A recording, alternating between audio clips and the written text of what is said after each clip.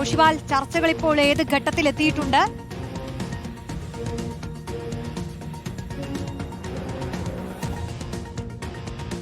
റോഷി, ചർച്ചകൾ തുടരുകയാണ്. കാരണം ഇപ്പോഴും അന്തിമ പട്ടികയിലേക്ക്, മന്ത്രിസഭയുടെ പട്ടികയിലേക്ക് എത്തിച്ചേരാൻ കഴിഞ്ഞിട്ടില്ല.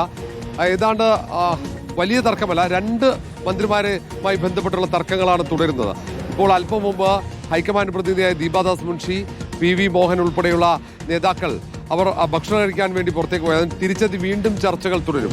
ഇന്ന് വൈകിട്ടിനകം ചർച്ചകൾ പൂർത്തിയാക്കി അന്തിമ പട്ടിക, മന്ത്രിമാരുടെ പട്ടിക കൈമാറണം. ഇപ്പോൾ മുസ്ലിം ലീഗ് അടക്കമുള്ള ഘടകകക്ഷികൾ അവരുടെ പട്ടിക ഇവിടെ മുഖ്യമന്ത്രിയുടെ കൈവശം എത്തിച്ചു കഴിഞ്ഞു.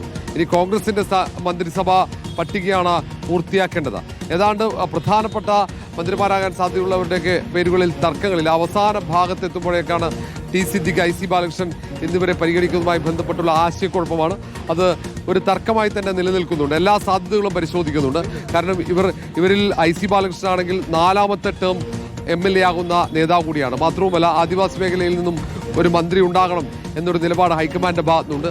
അതേസമയം തന്നെ ടി സിദ്ദിഖ് സ്വാഭാവിക പരിഗണന വേണം, ഏറ്റവും പ്രധാനപ്പെട്ട നേതാവ് എന്ന നിലപാട് ഒരു വിഭാഗവും ഉയർത്തുന്നുണ്ട്. അതുകൊണ്ട് ആരെ പരിഗണിക്കണം എന്ന കാര്യത്തിൽ ഇപ്പോഴും ആശയക്കുഴപ്പം തുടരുന്നു. അതിനിടയിൽ തിരുവഞ്ചൂർ രാധാകൃഷ്ണൻ സ്പീക്കർ സ്ഥാനത്ത് നിന്നും തന്നെ മാറ്റി മന്ത്രിസഭയിൽ ഉൾപ്പെടുത്തണമെന്ന ആവശ്യം കൂടി മുന്നോട്ട് വെച്ചിട്ടുണ്ട്.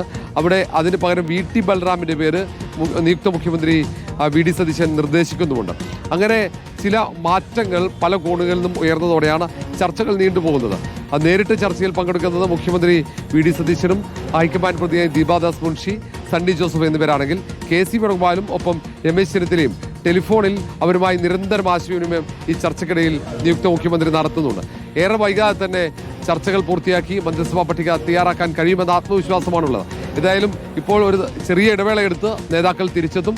വീണ്ടും ചർച്ചകളിലേക്ക് പോകും. മാരത്തോൺ ചർച്ചകളാണ്. കാരണം നാളെ സത്യപ്രതിജ്ഞയാണ്. പൂർണ്ണ മന്ത്രിസഭ സത്യപ്രതിജ്ഞ ചെയ്യുക എന്ന ലക്ഷ്യമാണ് UDF മുന്നിൽ. ഹൈക്കമാൻഡും അങ്ങനെ ഒരു നിർദ്ദേശമാണ് കൊടുത്തിരിക്കുന്നത്. ഈ ചർച്ച പൂർത്തിയായി കഴിഞ്ഞാൽ മാത്രമാണ് ഈ മന്ത്രിമാരുടെ വകുപ്പ് സംബന്ധിച്ച് അന്തിമ തീരുമാനത്തിലേക്ക് പോകാൻ കഴിയുള്ളൂ. പല വകുപ്പുകളും ഈ ആശയക്കുഴപ്പമുണ്ട്. അവിടെ ശരി റോഷിവാൽ, നമ്മൾ കാത്തിരിക്കുന്നു. അന്തിമ തീരുമാനം തലസ്ഥാനത്ത് നിന്നും വരട്ടെ.